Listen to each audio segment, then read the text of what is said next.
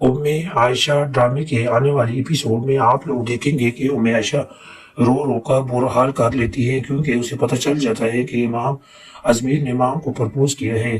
جب وہ یہ سن لیتی ہے اتنی زیادہ خوف ہوتی ہے اور دادا کے گلے لگ کے اتنی زیادہ روئے گی کہ اس کی کوئی حد نہیں ہوگی۔ وہ دادا کو کہے گی کہ یہ میرے ساتھ کیا ناانصافی ہو رہی ہے، جتنا میں لوگوں کے ساتھ اچھا کرتی ہوں اتنا ہی لوگ میرے ساتھ ناانصافی کرتے ہیں۔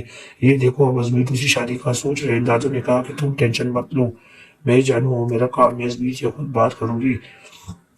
جب دادو ازمیر سے بات کرے گی تو ازمیر کہے گا کہ ہم دونوں کا رشتہ ایک نہیں چل سکتا، کیونکہ عائشہ کی سوچ اور میری سوچ میں بہت فرق ہے۔ مجھے مام پسند ہے اور میں مام سے ہی شادی کروں گا، اور میری ماں کی بھی خواہش ہے۔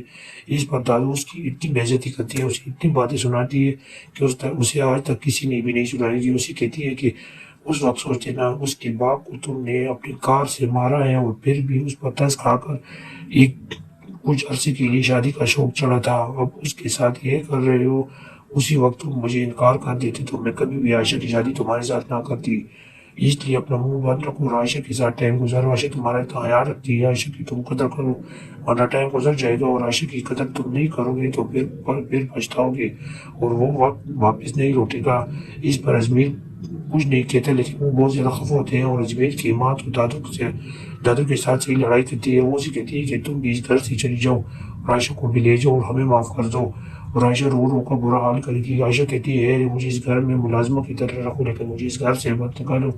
دادی بھی صحیح خفا ہوگی کہ یہ کیا ہو گیا، کیونکہ ازمیر اور مام تو بس اب ایک دوسرے کے پیچھے مارتے ہیں، اب ایک دوسرے کے پیچھے اکٹھے باہر نکل جاتے ہیں آؤٹنگ کے لیے اور باہر گھومتے پھرتے ہیں، کیونکہ دونوں ایک جیسے ہیں اور دونوں کی سوچیں بھی ایک جیسی ہے۔ میں عائشہ غریب تو گھر میں نوکرانوں کی طرح لگی ہوتی ہے۔ اس پر بھی ازمیر کی ماں اس سے خوش نہیں ہوتی ہے، وہ ہر وقت اس کو تانے دیتی رہتی ہے، لیکن یہ کہاں کا انصاف ہے۔ ازمیر کی ماں کو بہت بڑی سزا ملنے والی ہے۔